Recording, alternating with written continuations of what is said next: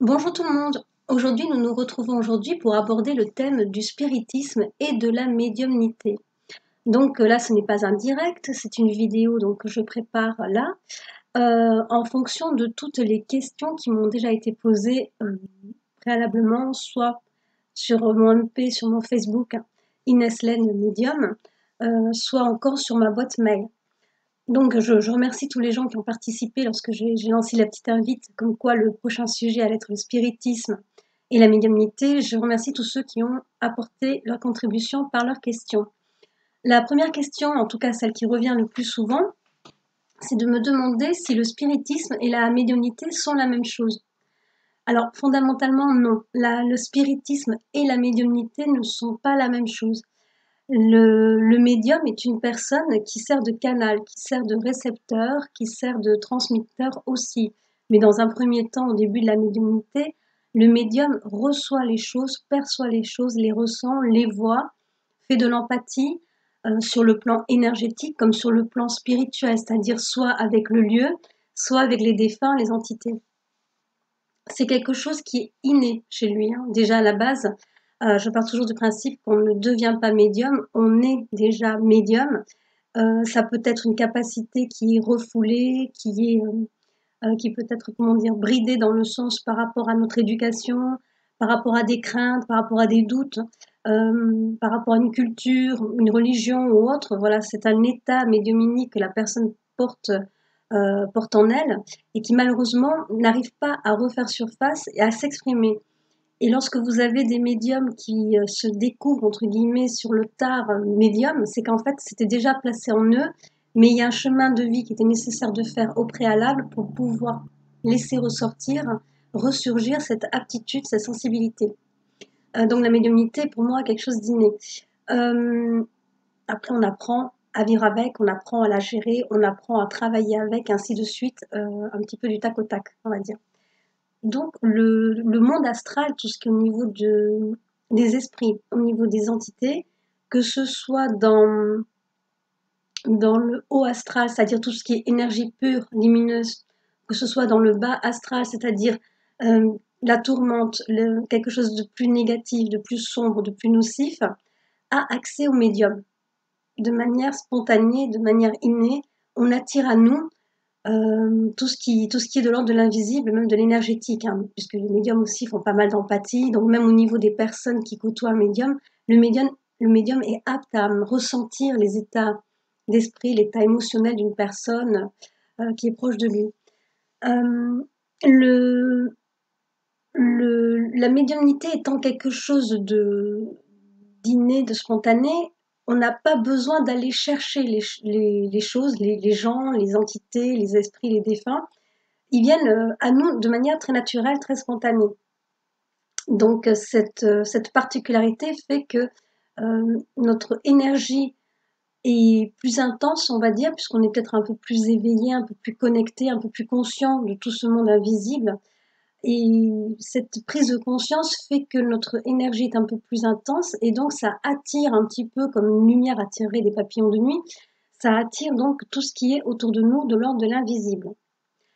En matière de spiritisme, la personne qui pratique le spiritisme n'est pas nécessairement médium. Vous avez des médiums spirites, ça existe, mais vous avez dans 80% des cas des personnes qui ne sont pas du tout médiums, qui n'ont pas d'aptitude particulière, qui n'ont pas de don particulier, ni même de ressenti particulier, mais qui sont aptes à invoquer des esprits, qui sont, comment dire, qui ont pris connaissance de toutes les méthodes de spiritisme pour pouvoir entrer en contact, les trois quarts du temps, avec leurs proches disparus.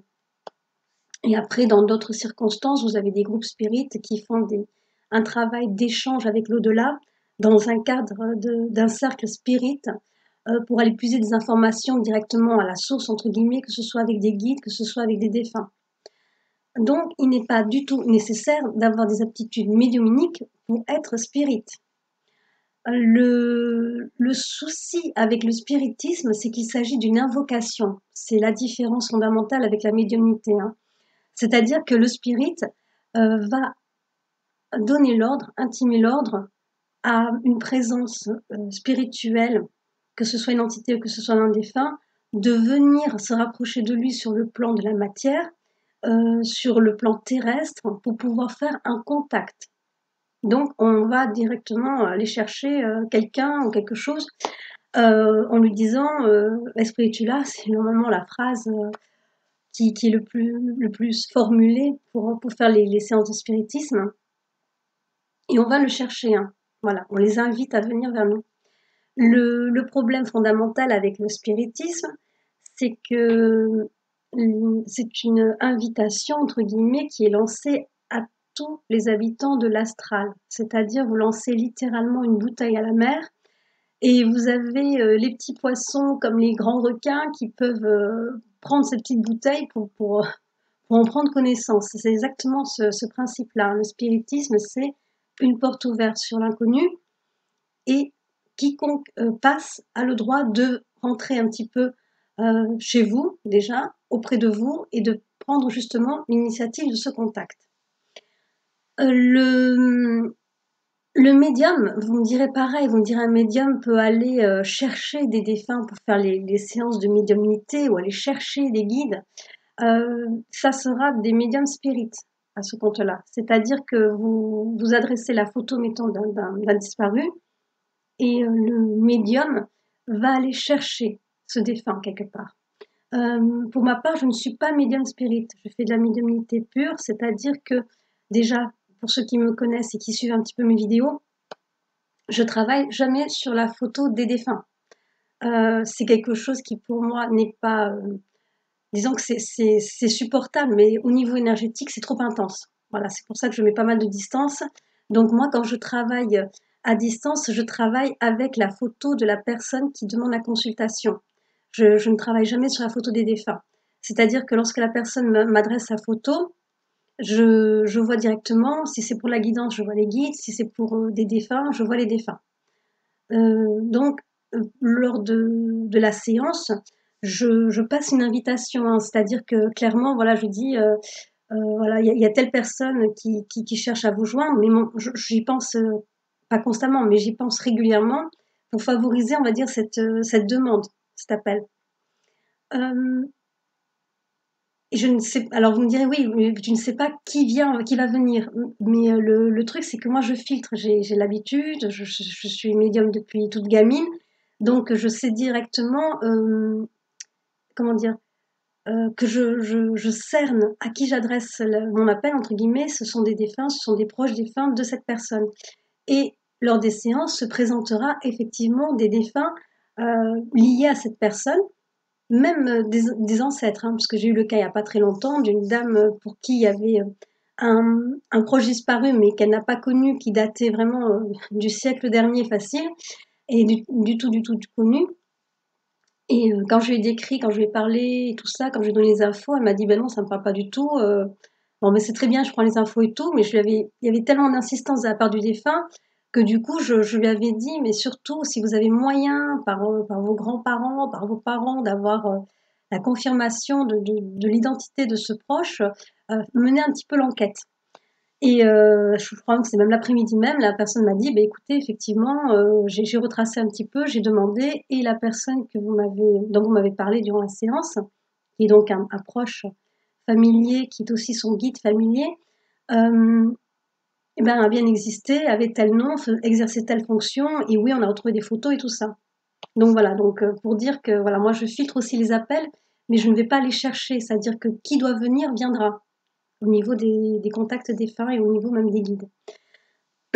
Donc le médium spirit, lui, travaillera sur la photo d'un défunt, travaillera sur la photo d'une personne pour voir les guides ou quoi, mais le médium spirit se met en condition vraiment, hein, c'est-à-dire qu'il prépare la séance, il fait une invocation, il passe une invitation à telle personne.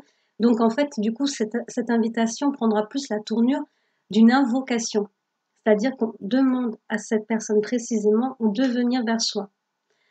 Donc les médiums spirites savent de suite à qui ils ont affaire, c'est-à-dire que s'il y a le moindre danger, s'il y a quelqu'un qui se passait pour ou quoi, ils le sentent parce qu'ils sont médiums. Au niveau des séances de spiritisme, pour les personnes qui n'ont pas d'aptitude particulière, voire aucune même, qui sont vraiment sans don, hein, c'est ni plus ni moins, ces personnes, lorsqu'elles vont chercher un contact avec un proche disparu, généralement, la petite bouteille à la mer avec l'histoire des petits poissons, des petits requins, on va dire que dans 90% des cas, ce ne sont pas leurs défunts qui vont leur répondre, mais ce sont d'autres esprits ou même des entités qui vont venir à eux et qui peuvent même se faire passer pour des défunts. J'ai eu le cas, hein, d'autres médiums aussi en parlent sur d'autres réseaux sociaux, sur d'autres groupes ou quoi. Il y a des retours comme quoi faites attention. Des fois, vous avez des esprits qu'on appelle des esprits farceurs qui se font passer pour vos défunts et tout. Ça existe, hein, c'est quelque chose qui existe concrètement, d'où la prudence. Donc déjà, voilà, vous n'êtes pas à même, quand vous faites du spiritisme, que vous n'avez aucune aptitude particulière ou que vous n'êtes pas assez avancé dans la pratique de votre aptitude, vous n'êtes pas à même de savoir qui ou quoi vient vous voir, qu'est-ce que c'est, qu'est-ce qu'ils vous veulent, et ainsi de suite. Hein. Vous n'avez pas cet esprit analytique par rapport à la situation qui se présente à vous. Dans les différents types de spiritisme, vous avez déjà la Ouija, donc la petite planche là avec la goutte, c'est-à-dire ce petit triangle là qui sert à désigner les lettres, les chiffres, le au revoir, bonjour, merci, la lune, le soleil, ainsi de suite.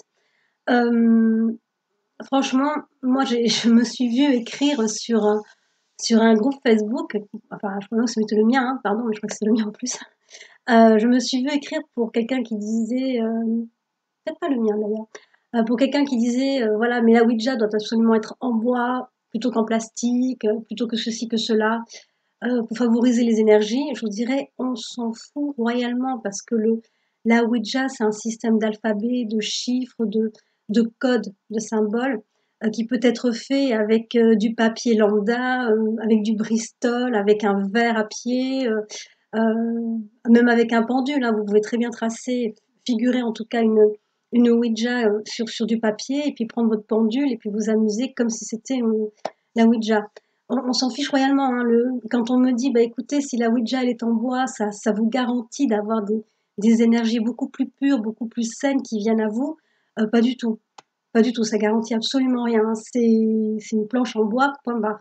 Et moi, pour ce monsieur, je lui avais dit, bah, écoutez, la Ouija en bois, moi, la seule utilité que je lui trouve, c'est d'allumer un bon feu avec. Pardon.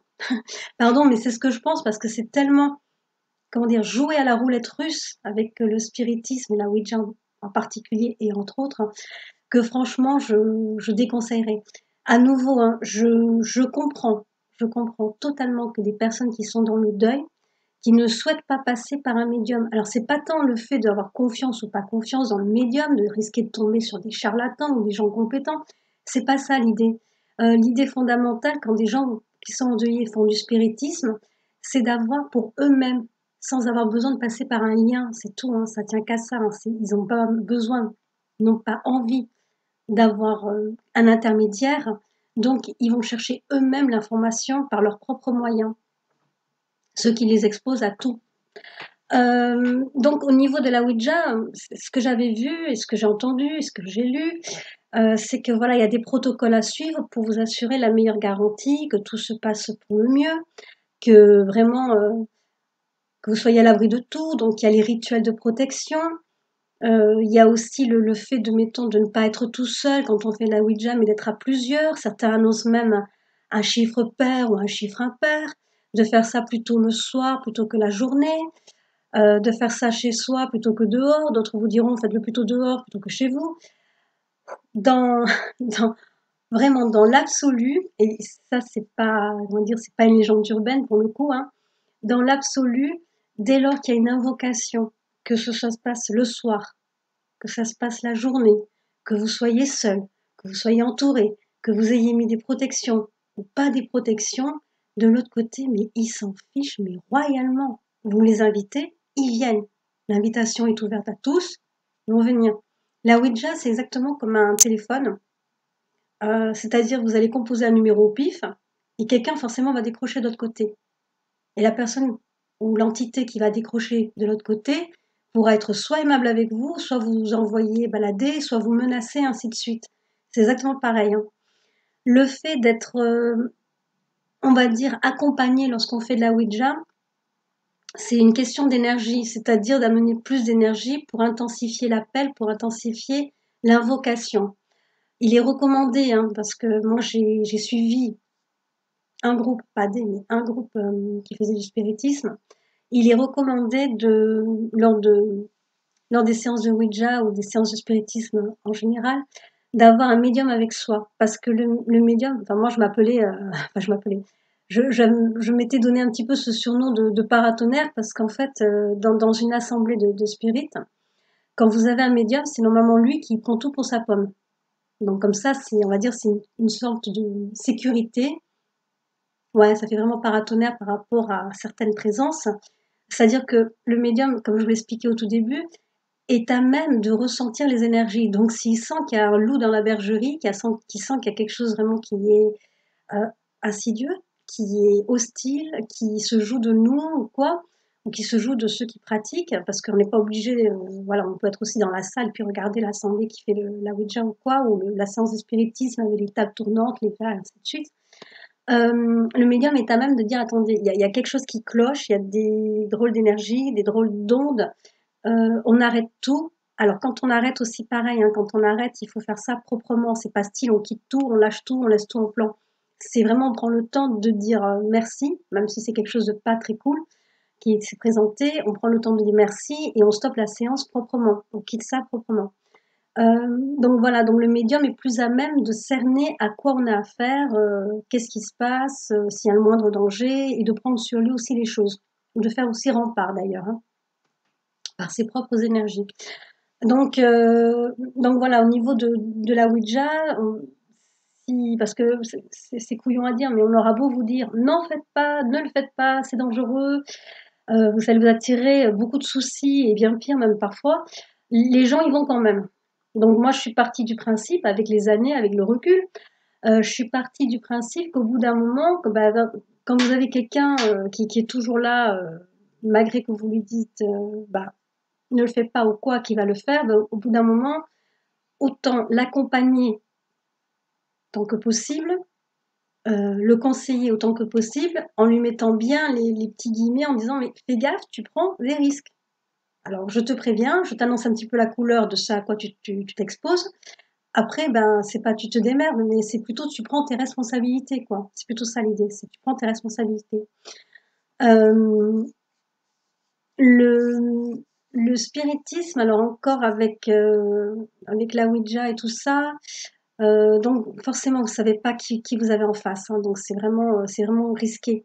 Tenter le diable, j'allais dire, ouais, on peut dire ça, mais c'est risqué quand même, c'est risqué, hein. Ça peut partir de la simple hantise, c'est-à-dire que vous attirez des défunts qui sont un peu tourmentés, des entités basses qui viennent vous squatter chez vous. Parce que ça aussi, quand on me dit, j'avais vu ça, je sais plus chez qui, on peut faire la Ouija dehors, dans un lieu naturel, pourquoi pas dans son jardin ou au beau milieu des bois. Comme ça, on risque pas de ramener chez soi les choses. C'est totalement faux, hein, c'est totalement faux, hein. C'est pas parce que vous êtes en pleine nature ou à l'extérieur que vous allez ne pas avoir une entité ou un défunt qui va vous coller. Voilà, qui va vous coller ou qui va vous suivre ou qui va suivre la personne qui a plus d'énergie. Parce que là aussi, j'ai eu la question, mais pourquoi moi j'ai assisté à une séance de spiritisme, j'ai rien eu, mais le copain ou la copine qui était à côté de moi, c'est lui qui a tout pris, qui a tout ramassé, parce que son énergie était peut-être plus forte. Ou alors, à l'inverse, parce qu'il était peut-être le plus fragile et du coup, ils ont trouvé des failles qui étaient exploitables chez cette personne pour le mettre de plus en plus à mal. Voilà, ça aussi c'est possible, hein. C'est pas simplement parce qu'il y a beaucoup d'énergie, ils vont puiser dedans. Ça peut être aussi pour mener à mal quelqu'un qui déjà va mal. Voilà, ça peut être aussi ces raisons-là qui les poussent à suivre quelqu'un et à faire du parasitage aussi énergétique. Voilà, on appelle ça le parasitage énergétique ou simplement la hantise, c'est-à-dire vous rentrez chez vous, tout va bien pendant quelques temps, et après que ça commence à bouger, ça commence, vous ressentez des présences, il y a des poltergeists, et puis après, bon, paralysie du sommeil, et ainsi de suite, quoi. Voilà, il y a pas mal de choses qui peuvent en découler. Euh, donc là, à ce niveau-là, le fait de faire à l'extérieur, le fait de le faire dans un lieu sain, ça aussi, on m'expliquait, le fait de le faire dans un lieu sain, c'est bien et tout. j'allais dire c'est du pipeau, parce que concrètement, hein, franchement, de notre côté, ils s'en foutent. Hein. Au niveau des protections, ça aussi. Alors, je ne dis pas que les protections sont inutiles. Je ne dis pas ça. Au contraire, hein, les protections sont là pour apaiser, pour amortir le choc, mais ça n'empêche en rien un parasitage ou le fait d'être même durant la séance même, hein, d'être malmené durant la séance ou quoi. Certaines personnes auront même des incorporations, donc c'est pas non plus, c'est pas quelque chose d'agréable à vivre non plus. À moins que ce soit des médiums qui travaillent par incorporation, ce qui existe aussi. Vous avez des médiums spirites qui travaillent aussi par incorporation. Donc voilà, les protections viennent aider, apaiser, assainir, assurer quelque chose de plus sain, de plus propre. Il y en a certains qui mettent des pierres, des bougies, il y en a certains qui utilisent de l'encens. Je crois que le nom de l'encens, c'est au Liban, me semble-t-il, hein, parce que je ne suis pas très calée au niveau des encens ou quoi, donc je crois que c'est au Liban, pour purifier les lieux, ou la sauge aussi, on dit, voilà, la sauge. Là encore, je dirais, ça vient amortir les effets, ça vient aider à quelque chose, on est d'accord, mais ça ne vous garantit absolument rien au niveau de totale protection, écran total, voilà, c'est parce qu'on a un écran total avec les... Non, pas du tout, hein, c'est le coup de soleil, si vous voulez le prendre, vous le prendrez. Donc c'est vraiment cette idée comment dire, moi ce que j'explique, quel que soit, même pour les médiums qui travaillent sur le groupe, ou même qui travaillent après sur d'autres groupes, puisqu'après, petit à petit, hein, l'oiseau quitte le nid, donc après, vous avez des médiums qui vont commencer à former leur propre groupe, ou qui vont travailler pour d'autres personnes depuis chez eux ou quoi. C'est super, c'est parfait. Mais c'est vrai que moi, je leur explique bien, enfin, quand ça commence un petit peu à s'émanciper, c'est-à-dire que les gens prennent confiance en eux, et tant mieux, super. C'est-à-dire que j'ai fait mon boulot derrière, donc c'est super. Et les protections, je leur explique toujours, c'est vous avez verrouillé la porte bien à clé, et ça n'empêche pas que ce qui doit arriver passera par la fenêtre, quoi. Voilà, c'est juste qu'ils vont trouver un moyen. Si ça doit arriver, si ça doit, vous devez le vivre en tout cas. Si vous devez le vivre, si vous devez expérimenter ça pour apprendre quelque chose par rapport au spiritisme ou quoi, c'est-à-dire lever un peu le pied, forcément ça vous arrivera. Voilà. Donc après, voilà, il faut étudier la chose et ainsi de suite. Au niveau du spiritisme, j'ai des personnes aussi qui pratiquent l'écriture automatique. Alors ça, l'écriture automatique, là, pareil, encore une fois, c'est un mode de communication qui a ses risques. Ce n'est pas, je dirais, vous avez des personnes qui vous diront: «Je n'ai jamais rien eu avec la Ouija, je n'ai jamais rien eu avec le spiritisme, je n'ai jamais rien eu avec l'écriture automatique. Ça se passe super bien, j'ai de très bons résultats, de très bons messages, j'arrive à contacter les défunts». Oui, oui, oui, encore oui, je suis d'accord avec vous. Il y a des médiums qui ne travaillent que par ces moyens-là, ou même des personnes lambda qui n'ont pas de dons particuliers, qui arrivent à contacter leurs proches, d'ailleurs bien plus facilement que ceux des autres, leurs proches par le biais d'écriture automatique. Je suis d'accord, mais je lui préfère ce qu'on appelle l'écriture intuitive. Voilà, l'écriture intuitive. Alors la différence entre les deux, alors l'écriture automatique, ça se fait exactement dans une séance de spiritisme, c'est-à-dire que vous passez une invitation, mais à quelqu'un de précis, généralement un défunt, ou alors même votre guide. Ça aussi, personnellement, le guide ne passera pas par l'écriture automatique. C'est pas forcément votre guide qui vient par écriture automatique. Je m'en explique. L'écriture automatique, ça implique une incorporation partielle de la personne qui fait l'écriture automatique. Et cette incorporation partielle, donc, c'est le bras, l'avant-bras, la main. C'est-à-dire qu'à un moment donné, ces parties-là, bras, avant-bras, main, ne sont plus à vous. Vous les mettez à la disposition d'une présence que vous avez invoquée, que ce soit vos guides, que ce soit un défunt. Les guides, depuis le temps que je travaille avec eux, hein, depuis toute gamine, moi j'ai les miens à mes côtés, je parle avec eux depuis toute gamine, voilà, c'est quelque chose qui ne m'a jamais quittée, j'ai grandi avec, je vois ceux des autres, je travaille avec ceux des autres pour passer les messages, pour faire les guidances spirituelles et tout ça, pour faire aussi les passages d'âme aussi. Un guide spirituel qui est une entité pure, qui est dans le haut astral, a un profond respect de votre intégrité physique et de votre intégrité énergétique. C'est-à-dire qu'il n'est pas là pour perturber ça, pour prendre possession par incorporation de votre bras, de votre avant-bras, de votre main. Pour lui, c'est de l'ordre de, je dirais, voilà, c'est vraiment une atteinte à votre intégrité, à votre personne de le faire. Donc, un guide spirituel ne le fera pas. Vous avez beaucoup de médiums canals qui disent « je travaille avec mes guides uniquement par écriture automatique ». Je ne vais pas porter un jugement sur la qualité, la véracité des messages reçus, mais enfin, après c'est gênant parce que moi je parle par rapport à mon nom à moi, donc c'est vrai que c'est du coup j'ai peut-être pas assez de recul par rapport à ça, mais les médiums, qui est médium? Médium pur, c'est-à-dire qui est canal, qui est récepteur, n'a pas besoin de passer par l'écriture automatique pour voir et entendre les choses. Ça va se passer par la clairaudience, par la clairvoyance, par les ressentis, par le dialogue télépathique, ainsi de suite, quoi. Donc je veux dire, il y a tellement de moyens avant de se faire incorporer, c'est-à-dire posséder quand même si c'est de manière partielle, qu'au bout d'un moment, on se dit: «Waouh, mais s'il y a besoin que je mette à disposition une partie de mon corps auprès d'une entité, je me demande quelle est la nature même de cette entité. Est-ce qu'elle est un peu plus basse au niveau de l'astral? Est-ce que c'est vraiment mes guides et tout? Moi, je me poserais la question, quoi, franchement. Puis après, il faut voir aussi la teneur des messages, hein, parce que si c'est des messages que j'appelle un peu trop, on va dire, peace and love et tout ça, trop sirupeux, qui sont bien, hein, c'est bien de recevoir des beaux messages et tout, on vous aime, voilà, vous êtes tous dans la lumière, on aime tous. Voilà. Ok, mais en guidance, vous irez voir ma petite vidéo sur la présentation de la prestation, la guidance spirituelle. Je développe un peu ça de manière beaucoup plus détaillée.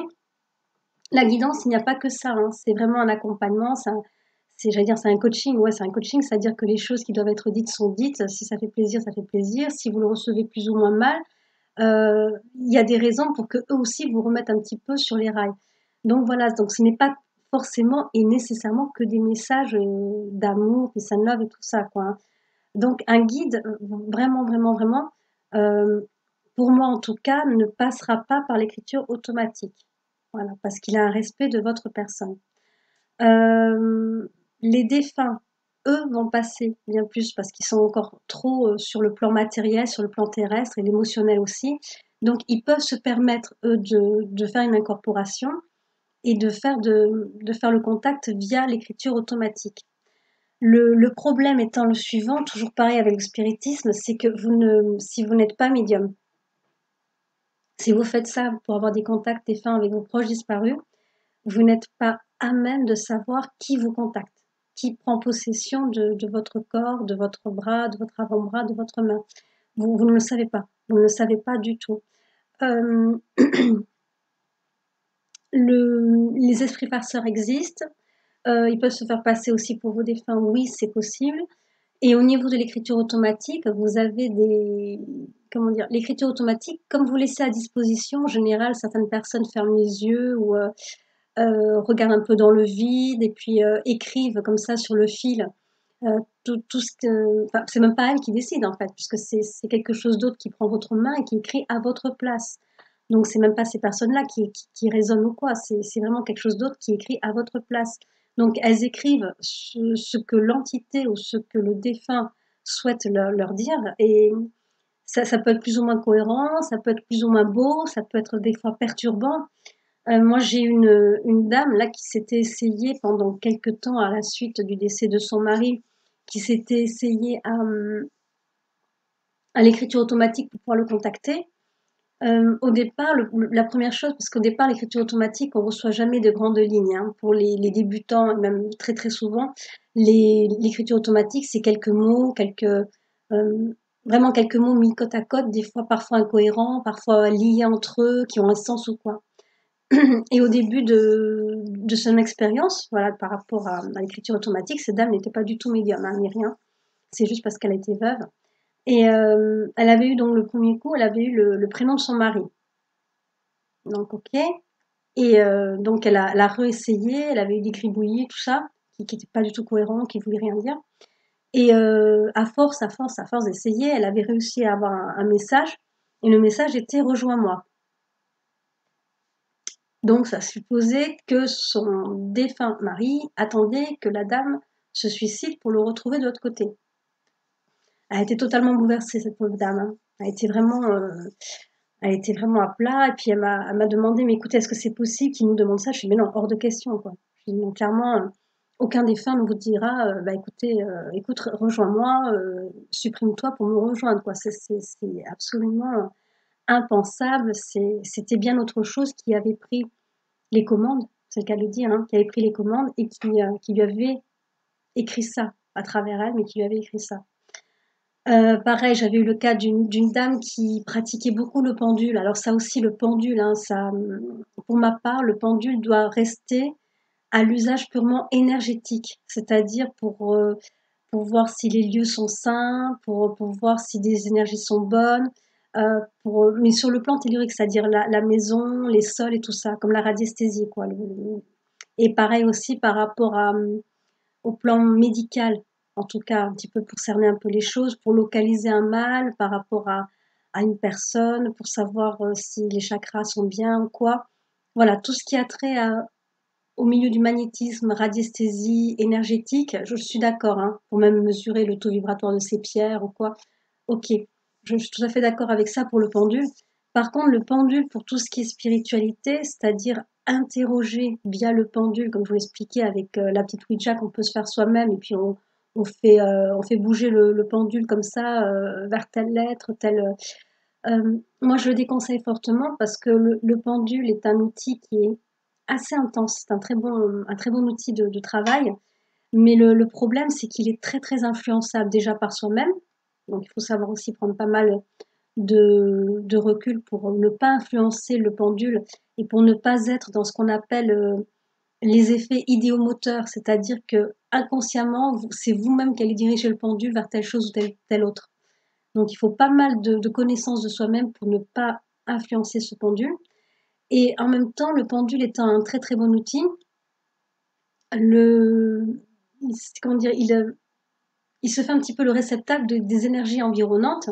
Donc du coup, vous pouvez avoir n'importe quoi ou n'importe qui, pareil, qui va téléguider, entre guillemets, le pendule. Donc voilà, et absolument ne pas faire. Enfin, pour moi, je sais qu'il y en a qui le font, avec qui ça marche très très bien. Là, encore une fois, je dis, voilà, chacun voit midi à sa porte. Il y en a avec qui il n'y aura jamais aucun problème, quoi. Il n'y aura jamais aucun problème. Et il y en a d'autres pour qui ça va tirer toutes les galères du monde. Donc, moi, je préfère prévenir que guérir, même si après, je suis très très souvent là dans les cas de hantise pour réparer un petit peu les dégâts qui ont été faits par rapport à des séances de spiritisme, de maladresse un petit peu par rapport à la pratique ou quoi. Voilà, moi j'essuie un peu les plâtres comme on dit, mais c'est vrai, ouais, c'est ça aussi, ça fait partie de mes fonctions, mais voilà, quoi, c'est bon. Mais après, que chacun prenne ses risques, que chacun réponde de ses choix, de ses actes et voilà, de ses responsabilités aussi. Donc voilà, pour le pendule, moi je le déconseille parce que ça aussi, on peut vachement être influencé sur une chose ou sur une autre. Donc, tout ce qui est par rapport à l'écriture automatique, moi, pour en revenir, j'expliquais qu'en fait, je préférais de loin l'écriture intuitive. Et l'écriture intuitive, c'est comme une dictée. Voilà, c'est ce qu'on appelle l'écriture intuitive, l'écriture dictée ou l'écriture inspirée aussi. Voilà, ça porte ces trois noms, ça parle de la même chose, hein. C'est-à-dire que ça marche par un système d'association d'idées, mais qui ne vient pas de vous en tout cas. C'est-à-dire que lorsque vous posez une question, alors moi, c'est ce que je conseille de faire aux gens qui veulent se tester sur l'écriture intuitive. Vous listez vos petites questions, enfin, le plus souvent c'est pour les guides qu'on le demande, le plus souvent c'est pour les guides. Vous listez votre petite question. Pendant quelques temps, les questions, vous les oubliez, c'est-à-dire que vous rangez ça quelque part dans votre linge, dans un tiroir, où vous voulez. Et quelques jours après, vous revenez, même en prenant les questions dans le désordre ou quoi, et vous répondez, vous écrivez de suite la première chose à laquelle vous pensez, le premier flash que vous avez, la première vision, la première image, la première sensation, tout ce qu'on vous donne de manière instantanée. Voilà, tout ce que l'on vous donne de manière instantanée. Et au fur et à mesure, après donc avoir répondu à toutes ces questions, même dans le désordre, c'est pas plus mal non plus, comme ça, voilà, on sait qu'on se souvient pas de ce qu'on avait écrit quelques jours avant, on pioche un peu au hasard et on répond, tac au tac. Et une fois ça fini, quand vous relisez tout, il y a quelque chose de cohérent, il y a quelque chose qui ressort. Alors même des fois, ça peut être un mot ou un objet, un lieu, une sensation, une émotion, ça peut être un ressenti que vous notez.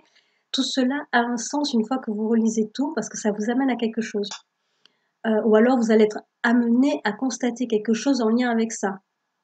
Donc voilà, c'est un système. Alors pareil, hein, pour l'écriture intuitive, tout ça, tout ce qui est relation vis-à-vis des guides, par expérience et pour coacher des gens là-dedans, clairement, ce n'est qu'en pratiquant qu'on affine la qualité des contacts et le côté instantané. C'est-à-dire que au départ, l'écriture intuitive, c'est un petit peu comme un tremplin, parce qu'au bout d'un moment, vous allez vous en passer. C'est-à-dire qu'à force de faire des questions et tout, au bout d'un moment, c'est ce qu'on appelle un dialogue télépathique avec l'astral. Vous allez avoir de suite les réponses qui vont venir à vous. Là, pareil, hein, je ferai une petite vidéo spécialement sur l'écriture intuitive. C'est clair que après, vous allez vous dire, mais peut-être que c'est moi qui me monte des films. Bon, voilà, donc il y a des moyens aussi de savoir. Donc l'écriture intuitive, voilà, vous ne laissez personne prendre les commandes. Voilà, vous ne laissez personne prendre les commandes, vous ne laissez pas le mental non plus faire un peu son œuvre, c'est-à-dire que ça vient vraiment du tac au tac. Je lis la question, je pose la réponse directe. Si je commence à cogiter, c'est fini. C'est pas eux qui vous répondent, c'est vous-même qui vous répondez à vous-même, c'est votre mental. Donc c'est vrai que l'écriture intuitive est quand même beaucoup plus sécurisante, quand même, hein. C'est quand même une garantie, on va dire que, c'est-à-dire vous laissez déjà personne vous incorporer, quoi. Donc c'est pas rien. Donc c'est plutôt bien, même, je dirais. La TCI, et je finirai par ça, avec la TCI qui est aussi un autre mode de communication. Vous avez beaucoup de monde qui prend ou qui filme même des orbes et tout ça, et qui font j'allais pas dire des invocations, mais si, quand même, ça en est, hein, qu'on le veuille ou non. Quand vous vous mettez en condition, alors du coup le soir, très souvent le soir, question d'être déjà au calme, c'est-à-dire vous êtes seul à la maison, ou vous êtes au calme à la maison, disponible pour ça. C'est peut-être aussi pour ça qu'on recommande de faire les séances de spiritisme le soir, c'est pour éviter d'avoir les gens dans les pattes ou d'être dérangé par un coup de fil ou quoi. Donc vous avez les gens qui prennent la caméra ou l'appareil photo. Plus souvent maintenant, les caméras avec les téléphones et tout, là aussi c'est grandement facilité. Et donc les personnes demandent à ce que des présences, le fameux esprit es-tu là, demandent à des présences de leur faire signe, que ce soit par le moyen des orbes, que ce soit par le moyen des PVE. Alors PVE, ça veut dire phénomène de voix électronique, c'est-à-dire enregistré sur un support quel qu'il soit la voix des morts, que ce soit par votre téléphone, que ce soit par un système beaucoup plus élaboré de capture de son, des logiciels, que ce soit avec un micro, un magnétophone, ainsi de suite, quoi, un dictaphone ou quoi. Donc voilà, donc ce sont des gens qui appellent quand même, là aussi pareil, les esprits, qui leur demandent de se manifester pour avoir du concret, pour avoir des preuves tangibles, pour avoir des manifestations tangibles, du probant, voilà, ça existe, j'ai pu le filmer, j'ai pu l'entendre, je vous le transmets. Il y a des personnes pour qui c'est le travail à temps plein. Il y a des chercheurs qui travaillent sur les phénomènes de voix électronique. Il y a le père Brune qui travaille là-dessus, hein, aussi. Donc voilà, vous avez quand même même des centres et tout. Je passerai peut-être le lien ou je vous en reparlerai prochainement. Il y a même un centre et tout qui, je crois, est à Lyon, me semble-t-il, hein, qui ne fait que ça. Vraiment un centre de recherche sur les phénomènes de voix électronique, les photos comme ça de spectres et tout ça. Donc, clairement, ces gens-là qui travaillent de manière, j'allais dire professionnelle, ou comme des professionnels sur ces phénomènes-là, ce sont des gens qui sont aguerris à tout ça. Ils ont des protocoles aussi, ils ont certainement et même à coup sûr l'assistance de médiums qui sont là pour leur dire qui est là, quel ressenti ils ont, et ainsi de suite. Donc voilà, c'est un autre niveau. Tandis que les personnes qui filment chez elles, comme ça, question de voir, comme nous quand on était plus jeunes, au lycée, hein, on enregistrait sur des bandes magnétiques les cassettes là, sur le magnéto. On testait pense que tout le monde a dû le faire, hein, ont testé pour enregistrer la voix des morts. C'est risqué, quoi. C'est risqué parce que à nouveau, vous passez une invite à qui est là, et à nouveau, tout le monde peut y répondre, et vous pouvez avoir des messages très beaux, comme vous pouvez avoir des choses beaucoup plus lourdes. Je me souviens du cas d'une jeune femme, je crois que j'en avais déjà parlé sur une autre vidéo, d'une jeune femme qui avait fait, elle avait la trentaine d'années, un peu plus de 30 ans, 35 ans, quelque chose comme ça. Et donc elle subissait des problèmes de hantise chez elle. Et je lui avais, donc elle avait fait appel à mes services, et je lui avais expliqué, voilà, cette entité vous suit parce que vous avez fait une séance de spiritisme. Là, elle me dit, mais non, pas du tout, j'en ai jamais fait, c'est quelque chose que je sais que c'est pas bien, qu'il faut pas le faire, ça peut attirer tous les malheurs de la terre, donc jamais de ma vie j'en ai fait et tout. Et l'entité à côté, donc qui était une entité basse, hein, forcément, me dit, mais si, et elle m'a montré la scène. Et cette jeune femme, je lui ai dit, bah, écoutez, cette séance, elle a été faite, vous aviez 14-15 ans, vous étiez avec une amie, c'était dans sa chambre, ou dans votre chambre, je sais plus. C'était la journée. Donc voilà, elle fait ça durant la journée. Et c'était pour invoquer quelqu'un que vous aviez perdu. Et pour moi, ça devait être votre papa que vous cherchiez à joindre à ce moment-là. Donc vous aviez enclenché le magnéto. Et donc vous avez demandé si quelqu'un était là. C'est toujours la question vraiment, on va dire, culte que tout le monde pose, c'est esprit es-tu là ou quoi? Et donc bien sûr, hein, les voix, les phénomènes de voix électroniques ne sont pas audibles à l'oreille, mais s'entendent après l'enregistrement. Et quand elle avait réécouté la petite séance qu'elle avait faite avec son amie, elle a entendu la voix d'une femme qui dit oui, je suis là, mais avec une voix très glauque, pas du tout rassurante, un peu moqueuse, on va dire, mais vraiment quelque chose de très lugubre, quoi. Et c'est une femme. Et elle me dit, bah écoutez, c'est exactement comme ça que ça s'est passé. Et oui, et même avec ma copine, on a même balancé le magnéto, quoi. On l'a jeté et tout, on a eu trop peur, on l'a jeté. J'avais 14 ans, 14-15 ans à l'époque, quoi. Et la nana, elle s'est retrouvée avec cette entité qui la suivait, qui n'a pas eu besoin, mettons, de la harceler quotidiennement ni rien, mais qui, 20 ans plus tard, s'était mis à lui pourrir la vie. Pourquoi? Parce que cette jeune femme était repartie dans un éveil spirituel, dans la compréhension de l'au-delà, dans la compréhension de qu'est devenu mon papa, demander aussi des... Voilà, elle avait refait un cheminement qui avait, comment dire, qu'il avait rendu disponible, voilà le terme, qu'il avait rendu disponible à nouveau pour tout ce qui était spirituel et énergétique.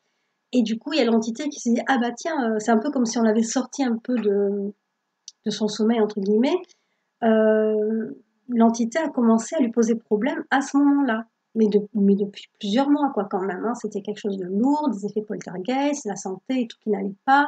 Enfin bon, vraiment, le système de poisse, on dit souvent que voilà, spiritisme, après, il y a pas mal de malchance qui en découle. Ça aussi, c'est vrai. Alors, à nouveau, hein, tout ne s'explique pas par le paranormal. D'accord, hein, on est d'accord là-dessus. Tout ne s'explique pas par le paranormal. Mais quand vous avez tout qui va bien, je dis pas excellemment bien, mais tout qui va bien, sans aucune raison apparente, ça commence à se casser la figure, mais vraiment sans aucune raison apparente. C'est-à-dire que la santé va bien, ça commence à aller mal. Le couple allait super bien, ça commence à se disputer. Il y a des choses qui bougent à la maison, vous entendez des voix, vous entendez des bruits. C'est quelque chose de récurrent, d'intense, qui vraiment commence à vous faire flipper.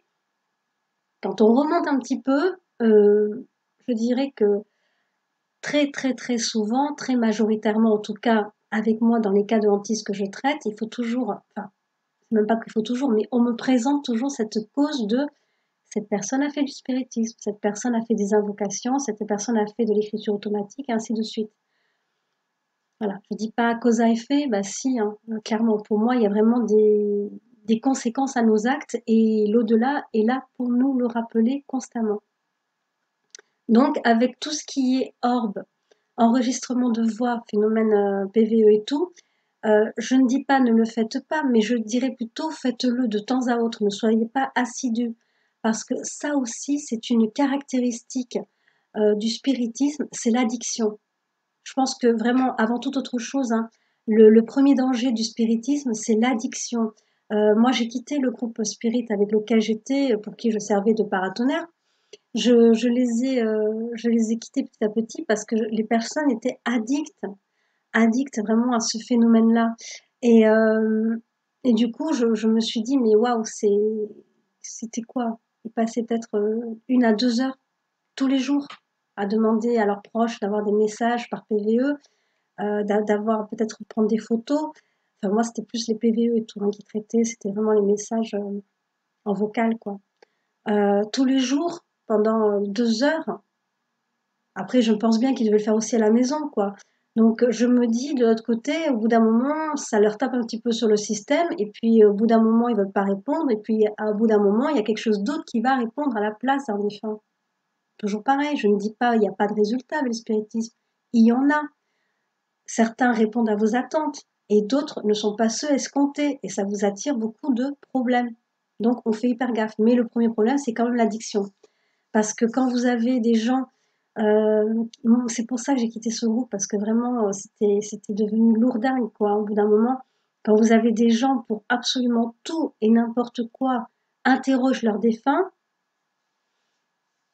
il y a plus rien qui compte. Alors c'est-à-dire que du coup, voilà, ils ont même plus leur propre analyse, leur propre discernement. C'est je vais interroger mon grand-père, ma grand-mère, mon papa, ma maman, mon frère, ma sœur, ou même mon enfant qui est parti de l'autre côté pour lui demander son avis sur est-ce que je dois être avec quelqu'un, est-ce que cette personne est bien pour moi, est-ce que ceci, est-ce que cela, est-ce que je dois vendre, est-ce que je dois acheter, est-ce que, mais même après pour des futilités, c'est bah tiens. Mais vraiment pour tout et pour rien, quoi. Franchement, là, les exemples me manquent parce qu'il y en avait tellement. Donc, au bout d'un moment, c'est ça aussi qui m'a poussée à partir parce que je me suis dit, mais elle est où la limite, quoi? Elle est où le respect aussi vis-à-vis de l'au-delà? Parce que bon, c'est pas des distributeurs de bonne aventure, quoi, de l'autre côté, hein. Ils sont pas là pour tous les jours répondre à une question de la journée ou un truc qui va se passer voilà, c'est pas des distributeurs de réponses, quoi. Donc, faut faire un petit peu attention. Euh, Donc j'espère avoir fait le tour au niveau de la question du spiritisme. Donc dans la finalité, à nouveau, chacun fera ce qu'il voudra, que chacun prenne aussi ses précautions. Euh, Quand vous avez des médiums qui recommandent aux gens de faire de l'écriture automatique ou du spiritisme, j'aurais tendance à les claquer, quoi.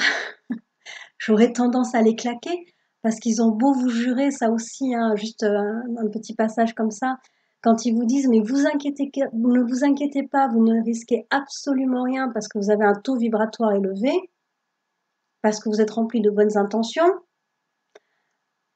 c'est non, c'est pas parce que vous avez mis la ceinture de sécurité, que vous avez une voiture qui a passé son contrôle technique, c'est pas parce que vous roulez à 110 km/h alors qu'il faut conduire à 50 que le contrôle technique OK de la voiture, qu'elle est super neuve, qu'elle est super bien et que vous avez mis les airbags et que vous avez mis la sécurité, que vous n'allez pas soit nuire à quelqu'un, soit aussi vous nuire à vous-même.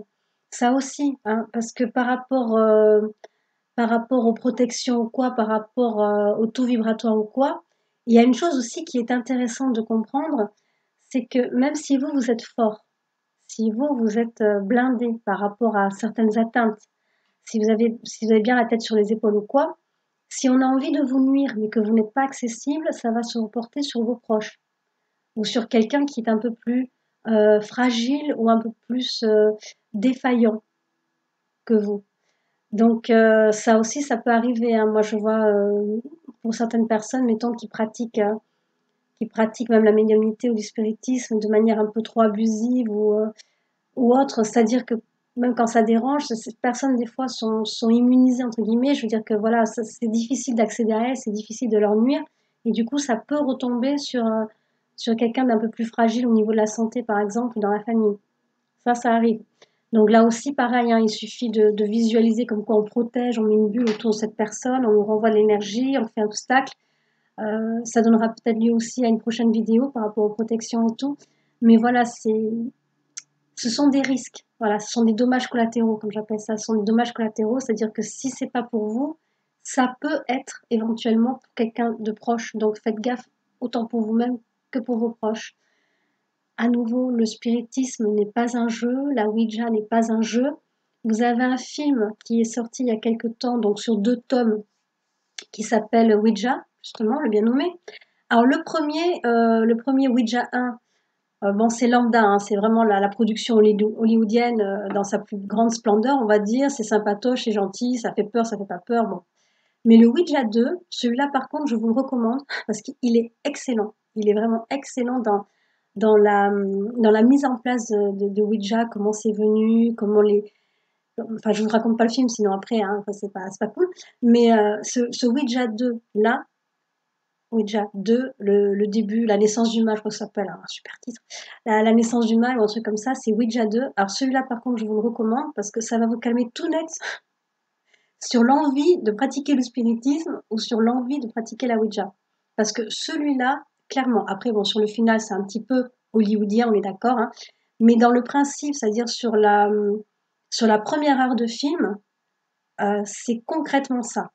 On ne peut pas faire mieux, c'est vraiment montré à l'état pur et c'est concrètement ça qui se passe et qui agit. Vraiment, hein. Donc ce film-là, oui, je le recommande parce il est collant à la vérité, vraiment, vraiment. Je vais vous laisser. J'espère que cette vidéo vous aura apporté quelques éléments de réponse, que ça vous aura rendu plus prudent ou un peu plus dans le discernement. Voilà, à nouveau, si vous souhaitez me joindre, prendre des conseils, ou pourquoi pas peut-être me consulter, c'est à votre bon vouloir. Je vous laisse à nouveau les liens en dessous de la vidéo et je vous dis à bientôt. Pensez à partager, pensez à liker, pensez aussi à vous abonner, hein, voilà. Merci. À très bientôt. Au revoir.